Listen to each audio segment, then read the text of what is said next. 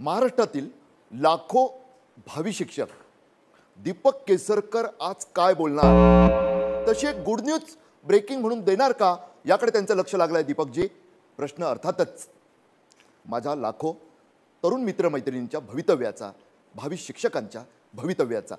50,000ची शिक्षक भरती करणार शिक्षण मंत्री म्हणून तुम्ही बोललेलात.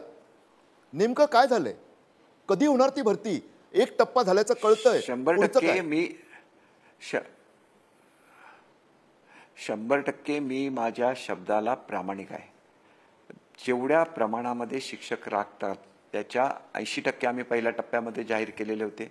त्याच्यापैकी 30,000च्या भरतीच्या जाहिराती दिलेल्या आहेत. काही प्रश्न असतात, हे तांत्रिक स्वरूपाचे प्रश्न असतात. उदाहरणार्थ आदिवासी भरती आहे, ज्याला स्टे आहे. एका आदिवासी भागामध्येच 14,000 शिक्षकांची भरती होणार आहे आणि त्याच्यामुळे हा स्टे उठल्यानंतर ताबडतोब त्याची अंमलबजावणी करणार आहे. अनेक वेळेला रोस्टर हे महाराष्ट्रामधले व्यवस्थित चेक केले गेलेले नव्हते आणि त्याच्यामुळे जे प्रश्न निर्माण झालेले आहेत त्याच्यावर आम्ही मात केलेली आहे. परंतु कुठेही काही चूक झाली असेल तर कुठल्याही व्यक्ती समूहावर किंवा त्या जाती किंवा ते आदिवासी कोणावरही अन्याय होऊ नये म्हणून 10% जागा याच्यासाठी राखीव ठेवलेल्या आहेत. हे सगळे प्रश्न करत असताना मुळातच जर एक चूक जरी झाली तरी संपूर्ण भरतीला स्थगिती मिळते आणि शिक्षक त्याच्यापासून वंचित होतात. नुसतं शिक्षक वंचित होण्यापुरतं हे मर्यादित नाही, तर ज्या विद्यार्थ्यांना शिक्षणाचा अधिकार आहे ते विद्यार्थी याच्यापासून वंचित होतात.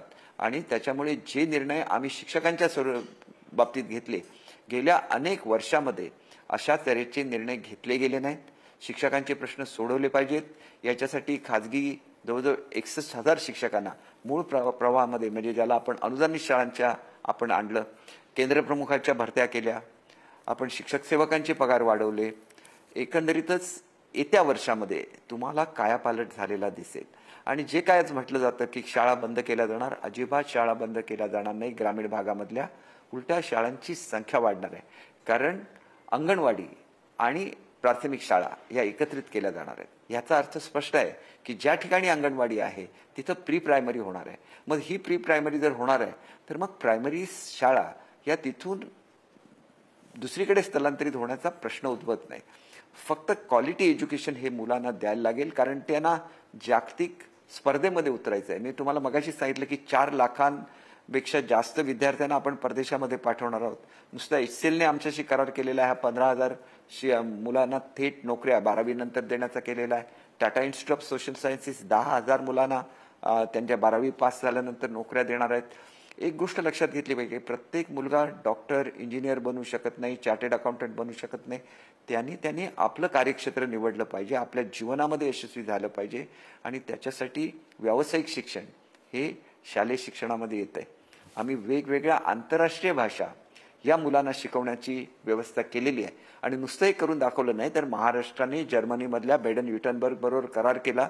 त्यांची शिक्षण पद्धतीमधलं जे व्यावसायिक शिक्षण आहे हे आपल्या शिक्षणामध्ये आणण्याचा निर्णय घेतला आणि त्याच्याच बरोबर 4 लाख नोकऱ्या ह्या सुद्धा महाराष्ट्रातल्या मुलांना मिळण्याची व्यवस्था या निमित्ताने केलेली आहे.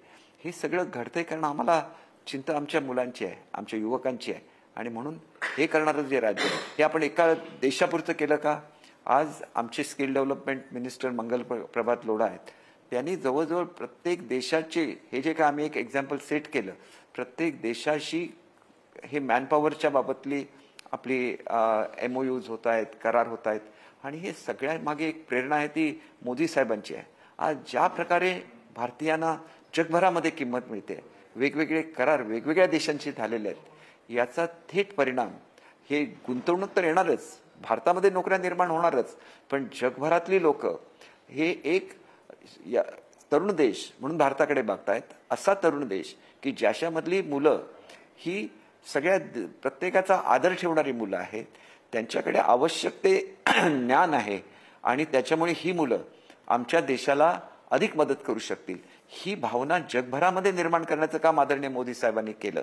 आणि केवळ ही भावना निर्माण करून ते थांबले नाहीत, तर स्किल डेव्हलपमेंटची एक मोठी चळवळ त्यांनी भारतामध्ये उभी केली आणि आज महाराष्ट्र याच्यामध्ये आघाडीवर आहे.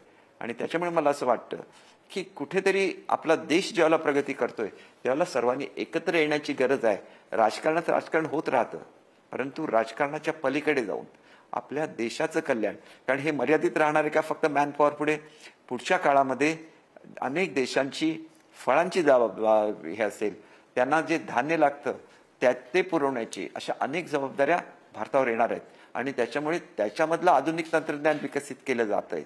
आणि पुढच्या काळामध्ये भारत ही एक महाशक्ती बनत असताना आपल्या शेतकऱ्यांना ह्या आंतरराष्ट्रीय बाजारपेठा उपलब्ध होणार आहेत, आपल्या मुलांना ह्या आंतरराष्ट्रीय अपॉर्च्युनिटीज उपलब्ध होणार आहेत. याच्याकडे आपण कधीच डोळसपणे बघणार नाही आहे का?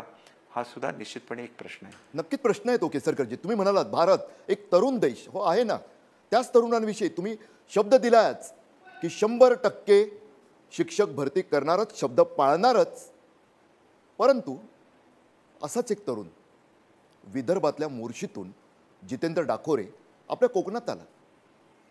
दीपकजी, तुम्हाला कदाचित माहीत नसेल, नोकरशाही नावाची जी यंत्रणा आहे ना, दोष नाही द्यायचा मला, पण कधी कधी असं वाटतं की तुम्ही नेते 5 वर्षात 3-4 वेळा तरी निवडणुकांना सामोरं जावं लागतं, ग्रामपंचायतीपासून ते संसदेपर्यंतच्या. परंतु या नोकरशाहीवर काही वचक? अहो, मोर्शीचा जितेंद्र कोकणात येतो, मनात आस घेऊन आला की मला नियुक्ती मिळाली आहे शिक्षक म्हणून. त्याला नंतर कळतं की नियुक्ती रद्द झाली आहे जिल्हा समायोजनात. कुठं ती प्रशासकीय यंत्रणा होती? दुःख याचं नाही आहे. एकटा कमावता मोर्शीतला जितेंद्र कोकणात पायी चालताना अपघातात दगावतो. अहो, नोकरी तर दूर, जीवही जातो. नोकरशाहीचा खेळ होतो, एका तरुणाचा जीव जातो. दीपकजी, अशा प्रकरणाची चौकशी करून दोषी असणाऱ्यांवर कारवाई होणार का? त्या जितेंद्रच्या नातेवाईकांना काही आपण मदत करणार का? हा एक प्रश्न. कारवाई होईल. मला 100% आपण एक चांगला मुद्दा आणलेला आहे. असे ज्या ज्यावेळेला प्रकार घडतात त्याला शासनाच्या माध्यमातून असतेच, परंतु मी त्यांना व्यक्तिगत मदत सुद्धा करत असतो. आणि त्याच्यामुळे या प्रकरणामध्ये निश्चितपणे आपण मदत केल्यामुळे एखाद्याचा गेलेला जीव परत येत नसतो. परंतु विद्यार्थ्यांनी सुद्धा हे लक्षात घेतलं पाहिजे की जे लोक मेरिटमध्ये आलेले आहेत त्यांना नोकरी ही ॲश्युअर्ड आहे. ती अमुक जिल्ह्यामध्ये मिळाली किंवा नाही मिळाली तरी ती 100% त्यांना मिळणार आहे ह्याची खात्री त्यांनी बाळगली पाहिजे, कारण ते मेरिटमध्ये आलेले असतात.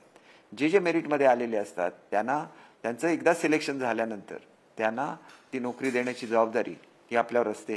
अर्थात आम्ही काही वेळेला ज्या अनुदानित शाळा आहेत त्याच्यामध्ये 3 वर आणलेली होती संख्या, पण पुन्हा एकदा कोर्टामध्ये जाऊन त्यांनी 10 वर आणण्यासाठी हे केलेलं आहे. अशा अनेक गोष्टी येत असतात, आम्हाला अनेक डिफिकल्टीज येत असतात. परंतु आमचे निर्णय हे शाळांना पूरक, विद्यार्थ्यांना पूरक असेच असतात आणि ते शिक्षकांना सुद्धा पूरक असतात. म्हणून शिक्षकांना जेवढं न्याय हा आमच्या कालावधी मिळाला आहे तो कधीही मिळालेला नाही आहे. आणि मला खात्री द्यायची आहे की प्रत्येकाला नोकरी तर मिळू शकत नाही, कारण जर माझ्याकडे 50,000ची भरती असेल तर 30,000ची होती ती पहिल्या टप्प्यामधली, तर अर्ज आलेले होते 2.5 लाख. 2.5 लाख लोकांना मिळू शकत नाहीत. मग त्याच्यामध्ये पुढे काय करायचं या विद्यार्थ्यांच्या संदर्भात, याच्यासाठी आपल्याला एक वेगळा विचार केला गेला पाहिजे. शिक्षकांचं शॉर्टेज फक्त भारतामध्ये आहे असं बिलकुल नाही, की जगभरामध्ये पुढच्या काळामध्ये हे शॉर्टेज निर्माण होणार आहे. आपण त्याच्यासाठी स्वतःला सक्षम बनवायला लागेल आणि मल्टीटास्किंगला आता पर्याय राहिलेला नाही आहे.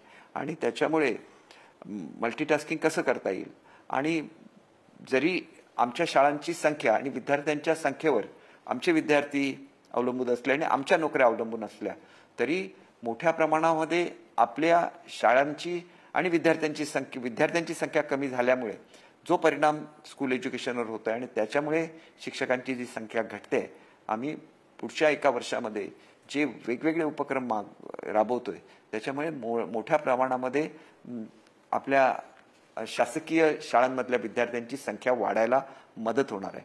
आणि हे झाल्यानंतर जेवढे विद्यार्थी असतील तेवढ्या शिक्षकांची भरती असते. परंतु त्याच्याच बरोबर इंग्रजीच्या बद्दल असलेल्या आकर्षणापोटी जी मुलं प्रायव्हेट स्कूलमध्ये जात आहेत त्यांच्यामध्ये सुद्धा शिक्षकांची भरती चालू असते आणि त्याच्यामध्ये सुद्धा क्वालिफाईड टीचर्स घ्यायला लागतात आणि त्यांना सुद्धा योग्य तो पगार मिळाला पाहिजे याच्याबद्दल सुद्धा महाराष्ट्र शासन जागरूक असतं. आणि त्याच्यामुळे खाजगी शाळांच्या सर्वेची मोहीम आम्ही चालू केलेली आहे आणि या मोहिमेतून निश्चितपणे चांगले निर्णय हे येत्या वर्षात म्हणजे नवीन शैक्षणिक धोरण सुरू झाल्यानंतर घेतले जाणार आहे. आणि शिक्षणाचा दर्जा उत्कृष्ट असावा यासाठी उच्च आणि तंत्र शिक्षण ज्याप्रमाणे ॲक्रिडेशन देत असतं आणि प्रत्येकाला ग्रेडिंग देत असतं, त्याच प्रकारचं ग्रेडिंग हे महाराष्ट्रातल्या शाळांना देण्याचा आम्ही निर्णय घेतलेला आहे आणि तो सुद्धा आमचा जो गव्हर्नमेंट रिझॉल्युशन असतो तो सुद्धा प्रसिद्ध झालेला आहे.